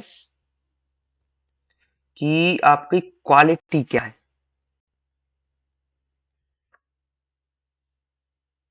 और क्वांटिटेटिव कैरेक्टरिस्टिक ये होता है कि क्या क्वांटिटी आपने प्रोड्यूस करी है। ठीक है, तो क्वालिटेटिव मतलब क्वालिटी की बात करेंगे, तो रिलायबिलिटी होनी चाहिए। अकाउंटिंग जो इन्फॉर्मेशन अपन ने जनरेट करी है वो रिलायबल होती है। Reliability means the user must be able to depend on the information. Accounting जो इन्फॉर्मेशन है उसका पहला कैरेक्टरिस्टिक होता है रिलायबल होना चाहिए, और जो उसका यूजर्स है उस पर प्रॉपरली डिपेंड होना चाहिए उस इन्फॉर्मेशन पे। इतनी रिलायबल बनाना पड़ेगा अपन को, इतनी ट्रू इन्फॉर्मेशन रखना पड़ेगा अकाउंटिंग में। और दूसरी चीज उसका एक रिलेवेंस होना चाहिए अकाउंटिंग इन्फॉर्मेशन का, जो कि कुछ रिलेवेंट इन्फॉर्मेशन नहीं है उसका मैं क्या करूं। जैसे मेरे को अभी मेरे एक दोस्त ने बताया कि भाई मेरा उस समय बोर्ड एग्जाम है, मेरे एक दोस्त बोलता है भाई आज तू पानी की बोतल नहीं लाया। इस बात बताओ, एग्जामिनेशन सेंटर में मेरे को उसका क्या रिलेवेंस है? पानी की बोतल नहीं लाया लाया, मेरे को ये दिक्कत है कि मेरा पेपर कैसा जाएगा। पानी तो भाई किसी से भी मांग लो, पेन नहीं लाया होता ये मेरे लिए रिलेवेंट रहता, पानी की बोतल नहीं लाया। या फिर मेरा दोस्त मुझको बोला भाई आज मैं नहा के नहीं आया। मेरे को इससे क्या मतलब, तेरी जिंदगी तू जी। ठीक है, तो ये अपन को प्रोडिक्शन रिलेवेंस इतना होना चाहिए कि अपन उस पर प्रोडिक्ट कर पाए कि वो पास्ट प्रेजेंट और फ्यूचर इवेंट में क्या कैसे होना चाहिए। जैसे कि रिलेवेंस मतलब अकाउंटिंग में इतना रिलेवेंस होना चाहिए, समझ लीजिए आप। मैंने बोला कि मेरा पिछले साल का प्रॉफिट था 1 लाख, तो मैं उस पर रिलायबल तो हुई कि यार बिल्कुल रिलायबल हो है। दूसरी रिलेवेंस भी है कि भाई वो 1 लाख प्रॉफिट ही है, ये नहीं मैंने हवाबाजी में लिख दिया है 1 लाख, रिलेवेंट है मेरे लिए वो प्रॉफिट। और उस बेसिस पे मैं आगे का बता सकता हूँ कि यार मेरा फ्यूचर में 1 लाख के ऊपर आएगा, फिर 1 लाख आएगा, फिर 1 लाख से कम आएगा प्रॉफिट। और ये पास्ट इवेल्युएशन कंफर्मिंग और करेक्शन करता है पास्ट इवेल्युएशन में। एक इसमें अंडरस्टैंडेबिलिटी होनी चाहिए। अंडरस्टैंडेबिलिटी मतलब मैं उस चीज को समझ पाऊँ। अकाउंटिंग इन्फॉर्मेशन की एक कैरेक्टरिस्टिक है कि मैं उस चीज को समझ पाऊँ, ऐसे लिखा होना चाहिए। अब समझ लो ये लिखा है, मैं क्या समझूंगा? ये तो मेडिकल वाला भी ना समझ पाए। पैरासिटामॉल लिखा है, कैसे समझूं मैं? कैसे समझा ना? मुझे तो कुछ भी लग रहा है। तो एक प्रॉपर स्टैंडर्ड होता है अकाउंटिंग का जिसमें वो करी जाती है, तो उस प्रॉपर स्टैंडर्ड में करी जानी चाहिए जिसे पूरा वर्ल्ड वाइड हर कोई समझ पाए। ओके, और world wide same standard follow किए जाते हैं। कंपेरेटिबिलिटी होनी चाहिए। It is not sufficient that the financial information is relevant reliable at a particular time. Relevant भी हो, रिलायबल भी हो एक पर्टिकुलर टाइम पे, इन अ पर्टिकुलर सर्कमस्टेंसेस और a particular reporting entity, but it is equally important that the user of the general purpose financial report are able to compare various aspects of an entity over different time period and with other entities। जैसे कि मैंने जो information बताई है वो जो accounting information है वो रिलायबल और रिलेवेंस अकेली जरूरी नहीं है, मेरे को उसको कंपेरेटिबल भी बनाना पड़ेगा। कैसे कि यार मैंने प्रॉफिट कमाया 1 लाख, मेरा सेम कॉम्पिटिटर सेम चीजें करता है, उसने कमाया 1,20,000, कैसे? तुम कैसे मैं पूछ सकूं, कैसे मैं उस चीज पर फाइंड कर सकूं, क्यों, किस लिए, कैसे, इन सब के आंसर्स मैं पता कर सकूं एक प्रॉपर टाइम पीरियड में, वो कंपेरेटिबिलिटी भी होनी चाहिए, जरूरी है। और जो यूजर्स है उसमें इतनी रेशनेबिलिटी होनी चाहिए कि वो फाइनेंशियल रिपोर्ट्स को देख के प्रॉपरली कंपेयर कर सके। फाइनेंशियल रिपोर्ट ऐसी बनानी चाहिए कि तुम उसको प्रॉपर देख के कंपेयर कर सको कि यार इसका एक्सपेंस इतना है, मेरा एक्सपेंस इतना है, मेरा एक्सपेंस बहुत ज्यादा हो रहा है इसलिए मेरा प्रॉफिट कम हो रहा है, ऐसा वैसा। तुम ये चीज में कंपेयर कर सको, हर चीज होनी चाहिए अकाउंटिंग इन्फॉर्मेशन में। ये 4 चीजें हैं, रिलेवेंस, रिलायबिलिटी, अंडरस्टैंडेबिलिटी, कंपेरेटिबिलिटी। आपको प्रॉपरली समझ में आया, characteristic of accounting I, 3 number 2 number की प्रॉपरली ये लिख के आना है। या फिर वो ये बोल सकते हैं qualitative measures of accounting information, तो ये भी आ सकता है question. Okay, objective of accounting, the primary object of accounting are two. Objective क्या है यार अकाउंटिंग का, तुम कर क्यों रहे हो? सबसे पहले मेंटेन रिकॉर्ड्स ऑफ बिजनेस, कितना प्रॉफिट कमाया, क्या करा, calculation of profit and loss, depict the financial position of the business, make information available to various groups and users।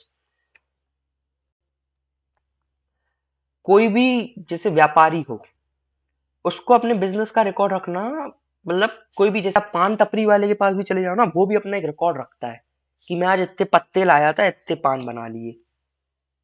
उसको भी एक छोटा बहुत अंदाजा तो होता ही होता है। वो प्रॉपर अकाउंटिंग ना करता हो, लेकिन थोड़ा बहुत अंदाजा उसको रहता है। ठीक है, कोई भी बिजनेस करता है, उसको एक अपना रिकॉर्ड रखना लगता है कि यार मैं अपना एक रिकॉर्ड रखूं, maintain records of business. Okay. और फिर वो उसका यही मन होता है, यार मैं अपना प्रॉफिट नहीं निकालूं। अच्छा, एक बात बताओ, तुम लोग को जैसे मैडम लोग पढ़ाती हैं, मैं पढ़ा रहा हूँ, सर पढ़ा रहे हैं, भैया पढ़ा रहे हैं, हर कोई पढ़ा रहा है जब आप लोगों को, तो वो ये चाहता है कि भाई तुम मेरे को ये बताओ, जैसे कि मैं पढ़ रहा हूँ अभी, पढ़ा रहा हूँ मैं, तो मेरे को ये मेरे जो स्टूडेंट्स हैं उनका क्या रिस्पॉन्स है, मेरे को भी ये जिज्ञासा रहेगी कि यार इन लोगों का क्या रिस्पॉन्स आ रहा है, कहीं ये लोग मतलब मेरी पढ़ाई को एंजॉय कर पा रहे हैं कि नहीं कर पा रहे हैं। तो एक मुझे अपना एक परफेक्ट रिजल्ट चाहिए, और बिजनेस का रिजल्ट क्या होता है? प्रॉफिट और loss, whether it is make profit और loss. I am sorry guys, flow में बह गया हूँ, वापस बीप कर देना। ओके। तो मतलब मुझे तो वही पता करना है कि मेरा बिजनेस घाटे में है कि यार मैंने इतना काम किया, मैंने इतनी मेहनत करी, मेरे को प्रॉफिट हुआ कुछ, और उसके बाद मेरे को अपनी बिजनेस की फाइनेंशियल पोजीशन पता करनी, पिछले साल से ऊपर है नीचे है, पिछले साल से नीचे है क्यों नीचे है, ऊपर है क्यों ऊपर है, पता करना है। ओके। और इन्फॉर्मेशन अवेलेबल कराना है हर एक यूजर्स को जो उसकी जरूरत में रखता है। ठीक है, ऑब्जेक्टिव ऑफ अकाउंटिंग ये है। तो अब अपन आगे बढ़ेंगे, बहुत कम टॉपिक बचा है अब तो। हाँ, बेसिक टर्म्स ऑफ अकाउंटिंग बचे हैं। ओके। तो बेसिक टर्म्स ऑफ अकाउंटिंग मैं बता रहा हूँ। सबसे पहले देखिए, मैं इनको प्रॉपरली एक अपने मैनर में लिख देता हूँ, उसका लिखने के बाद मैं उसको प्रॉपर समझाऊंगा। एक एंटिटी क्या होती है? अब मैं इसमें सिर्फ दो शब्द लिखूंगा, आप समझेंगे एक एंटिटी क्या है।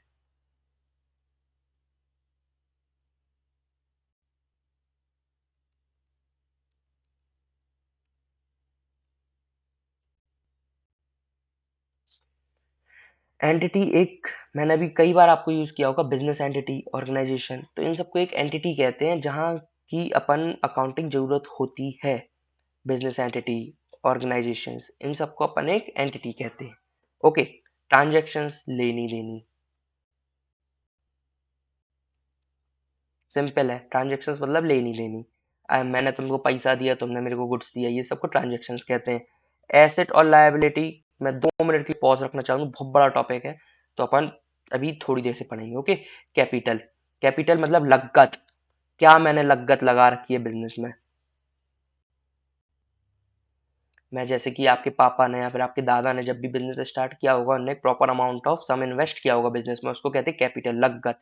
सेल्स, सेल्स मतलब सबको पता है यार, लिटरली में आप सबको पता है, सेल्स मतलब कितना मैंने इस साल बेचा है माल। रेवेन्यू, इनकम मेरी कितनी जनरेट हुई है। ठीक है। एक्सपेंसेस, एक्सपेंसेस जो मेरे खर्चे हुए हैं। ठीक है। प्रॉफिट, प्रॉफिट आपको पता है, मुझे अगर वो मेरे इनकम बड़ी है, एक्सपेंसेस इनकम से कम है, तो मुझे जो इन दोनों के बीच का होगा वो होगा प्रॉफिट। और बाय चांस मेरी इनकम कम है, एक्सपेंसेस बड़े हुए हैं, तो इनके बीच का होगा मुझे लॉस। डिस्काउंट, सर्टेन डिस्काउंट देते हैं अपन लोग, कैश डिस्काउंट और सेल्स डिस्काउंट, कई तरह के डिस्काउंट इशू करते हैं, ऐसे माल ज़्यादा जल्दी जल्दी बिके, तो उन सबको कहते हैं डिस्काउंट्स। ये सब आपको कई चीज़ें तो आप इसमें बहुत फैमिलियर हो, जैसे सेल्स हो गया, प्रॉफिट लॉस हो गया, डिस्काउंट हो गया, इन सब चीज़ों से तो आप बहुत ज़्यादा फैमिलियर हो। ट्रांजेक्शन्स हो गए, एक्सपेंस हो गए, खर्चे तो आप भी बहुत करते हैं। गुड्स, गुड्स मतलब जो भी आपकी चीज़ें, गुड्स एंड सर्विस होना चाहिए यहाँ प्रॉपरली, जो भी आप चीज़ें प्रोड्यूस कर रहे हो बिजनेस के अंदर, उनको कहते हैं गुड्स एंड सर्विसेज। ड्राइंग्स, समझ लीजिए कि मेरा एक बिजनेस है, ठीक है, ये हूँ मैं, मेरा एक ये बिजनेस है, मैंने यहाँ 1 लाख की लागत लगा रखी है। ठीक है, मैंने माल मंगाया, इसमें से मेरी मेरी मम्मी ने बोला यार तू इतने का माल घर ले आना, मेरे को थोड़ी ज़रूरत है, तो मैंने इनमें से 10,000 रुपये का जो माल था वो मैं घर ले गया। जब मैं घर ले गया हूँ माल, वो जो मेरी माल घर ले गया हूँ, मैं लागत अपनी वापस ले गया हूँ, तो उसको कहेंगे अपन ड्राइंग्स। परचेज, माल खरीदा, गुड्स खरीदने को, हर चीज़ परचेज में इन्वॉल्व नहीं होती है। परचेज में जैसे कि देखो, एक एग्जांपल देता हूँ, आप लोग आंसर देंगे।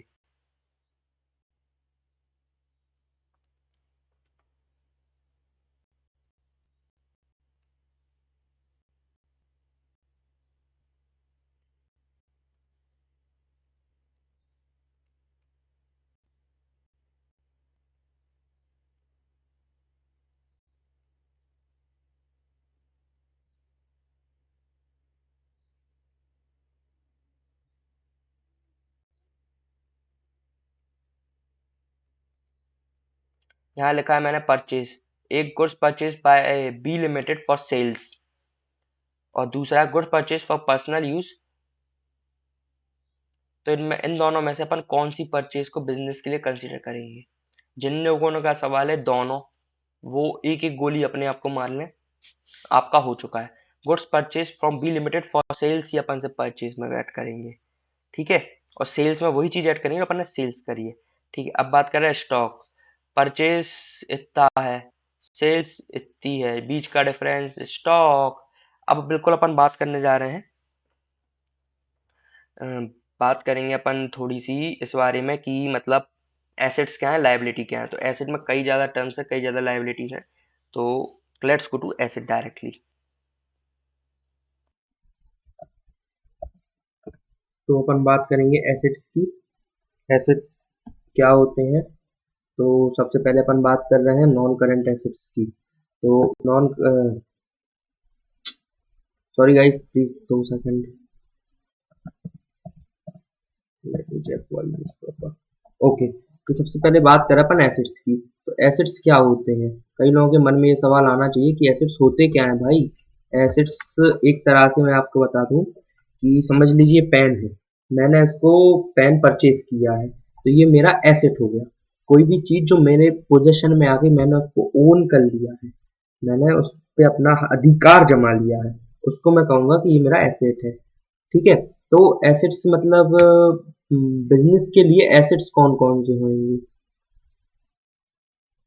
बिजनेस के लिए एसेट्स कौन कौन से होंगे? जैसे बिजनेस में मशीन, ठीक है, बिजनेस में मशीन ले लो, और पेटेंट हो गया, ये सब बिजनेस के लिए एक एसेट होते हैं, ठीक है।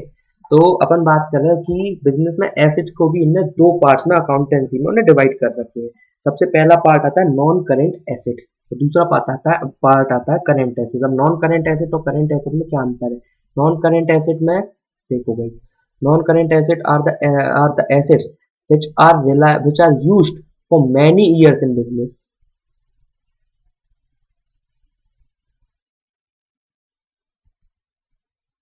जैसे कि फॉर एन एग्जांपल ये जो टेबल है, जिसपे मैं आपको आज मतलब अपना लैपटॉप वगैरह रखा हूँ, ये समझ लीजिए मेरा एक बिजनेस मॉडल है। ठीक है, मैं आपको पढ़ा रहा हूँ, ये मेरा एक बिजनेस मॉडल है, हालांकि है नहीं लेकिन है, समझ लेते हैं अपन। तो ये जो मेरे लिए टेबल है, ये मेरा एक एसेट है, और ये मैं इसको कई सालों तक यूज कर सकता हूँ। आज आज मैंने यूज किया, ये खत्म नहीं हो जाएगा, ये मेरे लिए कई सालों तक रहेगा, तो ये मेरा नॉन करंट एसेट है। करंट एसेट क्या हो जाएंगे? जो कि कुछ समय के लिए यूज हो सकते हैं, for example they last up to 1 year. जैसे कि पेटेंट है, पेटेंट आपने पेटेंट इशू करा लिया है अपनी तरफ से, और 3 सालों के लिए पेटेंट इशू कराया है, या फिर आपने एक लाइसेंस इशू कराया है अपने लिए, जो कि 3 ईयर्स तक वैलिड है। तो जो 3 ईयर्स तक वैलिड लाइसेंस है, वो आपके लिए सिर्फ करंट एसेट है, वो भी 3 ईयर्स तक के लिए। तो वो करंट एसेट में आएगा। नॉन करंट एसेट में और करंट एसेट में भी सब पॉइंट है। पहले अपन करंट एसेट निपटाते हैं। करंट एसेट मतलब करंट इन्वेस्टमेंट, कोई इन्वेस्टमेंट आपने करी हो। इन्वेस्टमेंट कैसे करिए? जैसे आपने समझ लिए बी ए लिमिटेड आपका नाम है, आपने बी लिमिटेड में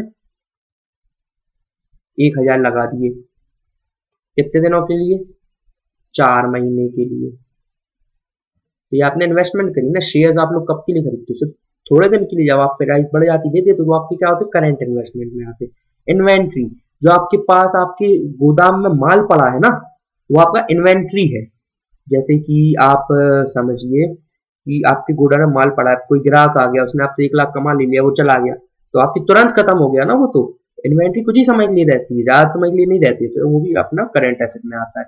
ट्रेड रिसीवेबल्स, जैसे समझ लीजिए ट्रेड रिसीवेबल्स यानी आपने किसी को पैसे दे रखे, ट्रेड रिसीवेबल्स दे रखा है। जैसे कि एक मैं आपको बहुत अच्छा एग्जांपल देता हूँ कि आपने बी को माल बेचा, आपने बी को माल बेचा, बी ने कहा मैं आपको 30-40 दिन में पैसा दे देता हूँ, तो आपने ट्रेड रिसीवेबल दे दिया ना एक तरह से उसको, कि हाँ ये 30-40 दिन में दे देता है। अपन जो भी बड़े बिजनेस होते हैं वो क्रेडिट पे ही काम करते हैं, या तो एडवांस या फिर क्रेडिट। क्रेडिट में ऐसा होता है कि आप within an week, within an month आप पेमेंट उनका कर सकते हैं। ठीक है। जैसे कि समझ लीजिए एक अपन कंट्री वाइड माल करें, ये है मुंबई, ये है दिल्ली। अब मुंबई वाले ने किसी ने भाई डील कर ली कि मैं दिल्ली माल भेजूंगा, तो वो दिल्ली वाला जब तक माल नहीं मिला तब तक पेमेंट क्यों करेगा? तो वो उस समय के लिए ट्रेड रिसीवेबल, वो अपना एक एसेट हो गया कि अपन को उससे पैसे लेना, तो अपना एक ट्रेड रिसीवेबल एसेट हो गया। Cash and cash equivalent, cash हमेशा फ्लोइंग कॉन्सेप्ट रहा है, कभी भी कैश एक स्टॉक कॉन्सेप्ट रहा ही नहीं है। बिजनेस में जो भी कैश होता है तुरंत फ्लो करता है। फॉर एग्जाम्पल अब समझ लीजिए आपने कैश आ जाता है, कभी भी कैश चला भी जा सकता है। जैसे समझ लीजिए अभी ग्राहक आया, एकदम से आपने उसको 1 लाख का सामान बेच दिया, 1 लाख कैश आया। अगले ही समय आपके सामने आपका एक वो आ गया क्रेडिटर, तो आपने उसको पैसे दे दिए। कैश फ्लो रहता है, कैश एक करंट एसेट आता है। कभी भी कैश को अपन नॉन करंट एसेट ट्रीट नहीं करेंगे, कभी भी नहीं। Okay, short terms loan and advance, यहाँ देखो शॉर्ट टर्म तो लग ही गया, तो समझ ही गया कि लोन और एडवांस जो है शॉर्ट टर्म के लिए है, तो वो एक करंट एसेट में आएंगे। अदर करंट एसेट जो इन 4 कैटेगरी 5 कैटेगरी में नहीं आते हैं, वो इस कैटेगरी में आएंगे, other current assets. Okay, non current asset, non current asset होते हैं फिक्स्ड, जैसे टेंजिबल एसेट हो गए, और ये लॉन्ग समय के लिए, जैसे मशीन है, 1 साल के लिए तो यूज करूंगा नहीं, कम से कम 10 साल चलाऊंगा यार मशीन ली है तो। जैसे प्रिंटर लेते हैं तो आदमी कितने कितने साल रगड़ देते हैं प्रिंटर, 25-25 साल पुराने प्रिंटर देखे भाई साहब मैंने। तो जो ये लोग टेंजिबल एसेट्स होते हैं, ये जैसे मशीन है। अब आप बोलोगे यार टेंजिबल एसेट तो कई सारे, फिक्स्ड एसेट तो कई सारे।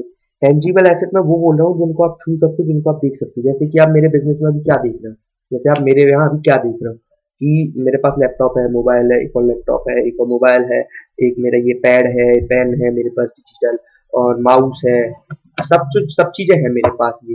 तो आप क्या देख रहे हो कि मेरे पास इतनी सारी चीजें हैं, ये गिलास पानी के, ये सब चीजें आप मेरी देख सकते हो, ये चीजें आप टच कर सकते हो, आप ये चीज को पता आपको है। लेकिन ऐसी कई चीजें, जैसे मेरी रेपुटेशन, माइंड्स ऑन रेंट की रेपुटेशन, माइंड्स ऑन टेन के सब्सक्राइबर, माइंड्स ऑन टेन के लिए मैं भी एक एसेट हूँ, लेकिन मैं इनटेंजिबल एसेट, मेरी नॉलेज एक इनटेंजिबल एसेट है, वो उसे फील कर सकते हो आप, छू नहीं सकते, आप समझ नहीं सकते। Tangible assets are those asset which you can feel, which you can see, which you know that they are exist in real world, but intangible assets are some rights. मैं इंटेंजिबल एसेट में लग रहा हूँ भाई साहब, देख लो यहाँ, mark नहीं किया तो सब लोग बोले अरे भाई तो पढ़ा रहा है, अरे नहीं देखो। इंटेंजिबल एसेट आप फील अकेले करते हो। जैसे कई राइट्स होते हैं मेरे पास, जैसे कोल फैक्ट्री वालों के पास माइनिंग राइट्स होती है, वो आपको दिखेगा नहीं, कागज का टुकड़ा है वो, आप राइट्स देख रहे हो, वो एक आप अपने लिए एसेट नहीं बोल सकते। कागज आपके लिए एसेट नहीं, वो राइट आपके लिए एसेट है, वो इंटेंजिबल एसेट्स कहलाते हैं। ठीक है, कैपिटल वर्क इन प्रोग्रेस, जैसे फॉर एग्जांपल मैं एक अपने लिए क्लास बनवा रहा हूँ, तो ये समझिए क्लास बन रही है इतनी बड़ी, तो एक जो क्लास है, यहाँ चेयर्स है, ये अंडर कंस्ट्रक्शन चल रही है पूरी, तो कैपिटल वर्क इन प्रोग्रेस रहेगा। वैसे इंटेंजिबल एसेट राइट्स के लिए आपने अपील डाली है कोर्ट में, वैसे ये राइट भी एसेट अंडर डेवलपमेंट रहेगा। अब नॉन करेंट इन्वेस्टमेंट भी होते हैं। नॉन करेंट इन्वेस्टमेंट यानी कि लंबी अवधि के लिए आपने कोई इन्वेस्टमेंट कर दिया, जैसे आपने कोई कंपनी में कम से कम 12% पे 30-40 हज़ार रुपए का मतलब कर दिया इन्वेस्टमेंट, तो लंबी अवधि के लिए इन्वेस्टमेंट है। डिफर्ड टैक्स एसेट्स, ये आपने कई आपके टैक्स हैं जो आपने मतलब नेट वर्थ है जिससे आपने नेट, ये अच्छा एक मिनट रुको, मैं इसको बहुत अच्छा एग्जांपल देके समझाता हूँ। Long term loans and advance, long term के लिए लोन्स एंड एडवांस दे सकते हो, जो इन 4 में नहीं आता है वो अदर नॉन करेंट एसेट में आता है। अब अपन समझेंगे what are deferred tax assets.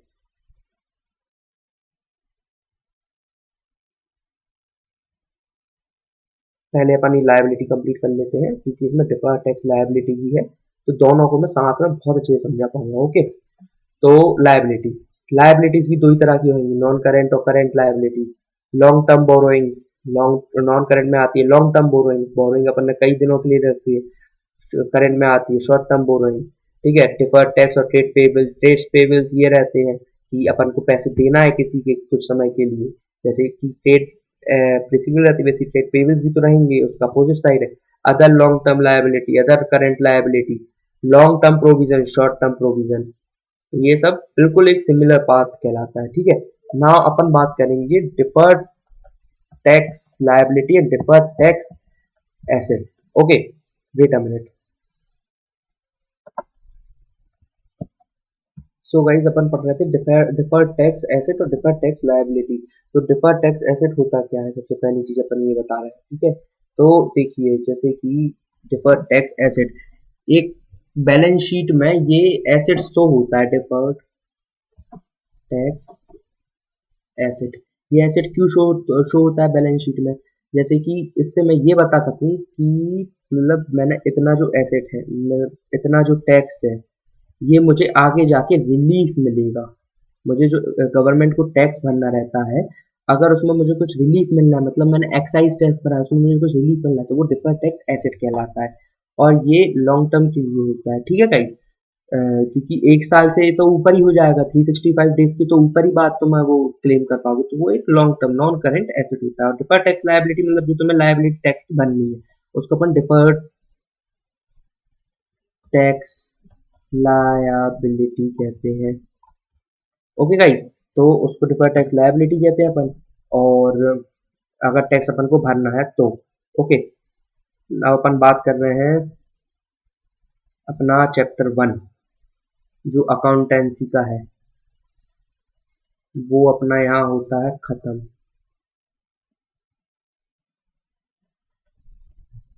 ठीक है, और कोई भी डाउट हो, आपको कोई भी जैसे बाय चांस कुछ भी डाउट हो रहा है मेरे चैप्टर से रिलेटेड, क्योंकि ऑफकोर्स है बच्चे हो डाउट आता है, प्रॉपर आना चाहिए। और डाउट नहीं आ रहा है तो दिक्कत है, डाउट आ रहा है तो यार मेरे हिसाब से कोई दिक्कत नहीं है, क्योंकि डाउट आना एक बहुत अच्छी बात होती है। अगर आप डाउट आ रहा है इसका मतलब आपने पूरी क्लास प्रॉपरली अटेंड करी है। तो अगर डाउट आ रहा है तो आपके पास यहाँ दो ऑप्शन है, कोई भी डाउट है, कहीं का भी डाउट है, आप प्रॉपर बेझिझक करके अकाउंटेंसी का कोई भी डाउट 11th का तो ये वाला टेक्निक अपना सकते हो।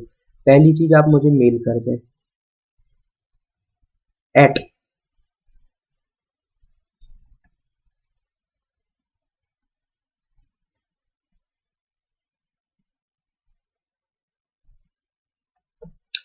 और इस वाली मेल आईडी पे आप मेल करेंगे, मैं आपको इस चीज की तो 100% गारंटी देता हूँ कि मैं आपका डाउट सॉल्व करूंगा ही। ठीक है, बट क्या होता है कई बार मैं भी बिजी रहता हूँ, देखो भाई लिटिल मीनिंग में मैं भी थोड़ा बिजी रहता हूँ, तो कई बार क्या होता है टाइम नहीं मिल पाता है जिस कारण से डाउट सॉल्व नहीं हो पाते। तो आपके पास उसका भी बहुत प्यारा ऑल्टरनेटिव है। आप एक काम करें, मुझे यूपीआई पेमेंट के थ्रू 10 रुपये इस पे आप पेमेंट करें।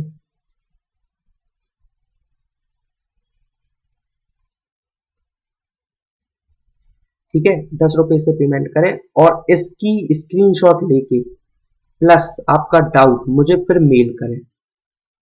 आपको इस बात के लिए मैं इंश्योर करता हूँ विद इन 24 आवर्स, क्योंकि अब मुझ पे लायबिलिटी आ गई कि मुझे आपको पेमेंट करना होगा। लायबिलिटी क्या है, एक मतलब लायबिलिटी आप ये समझो कि हाँ, लायबिलिटी का टॉपिक मैंने बड़े डीप नहीं गया जा पाया था शायद, मैं फिर से डीप चले जाते हैं थोड़ा सा इसमें।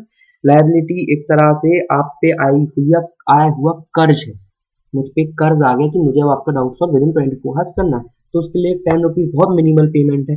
10 रुपीज में आप जितने चाहे मुझसे डाउट पूछ सकते हैं, दैट्स नॉट द मीनिंग, क्योंकि मुझे तो डाउट फ्री में ही सॉल्व करना, और ये 10 रुपीज मेरे को ऐसा कुछ नहीं है कि चाहिए, बट यार कभी का लगता नहीं टाइम दिया तो थोड़ा बहुत तो आया अपने पास, तो आप ये 10 रुपीज इन्वेस्ट करेंगे इस पे आप डाउट के लिए, ये आपका एक एक्सपेंस रहेगा, बाकी यहाँ कोई भी ऐसा एक्सपेंस नहीं है। इस पूरी क्लासेस में आपको ये पूरी क्लासेस प्रॉपर फ्री मिलेंगी। कैसी लगी क्लासेस प्लीज मेरे कमेंट सेक्शन में बताना। कुछ भी इम्प्रूवमेंट की जरूरत हो क्लासेस में प्रॉपर, मैं वो आपके सजेशंस के लिए ओपन रहूंगा। और सब्सक्राइब करना है, लाइक करना है, यहाँ से ये सब तो आपको पता है, सब यूट्यूबर्स बताते हैं, सब टीचर्स बताते हैं, बट ये आपका भाई बोल रहा है तो करना ही पड़ेगा। All the best guys for your exams and result बताओ ना भाई, क्योंकि देखो बिजनेस हो चाहे हम, दोनों को रिजल्ट बहुत प्यारा होता है। बिजनेस में प्रॉफिट आ गया तो मजा, अगर आप लोग पास हो गए तो मेरे लिए सबसे ज्यादा मजा। और लिटरली मीनिंग में I mean that. And please guys don't forget to subscribe our channel Minds on Net, share करो दोस्तों के साथ, अकेले पास नहीं होना है। Okay, love you.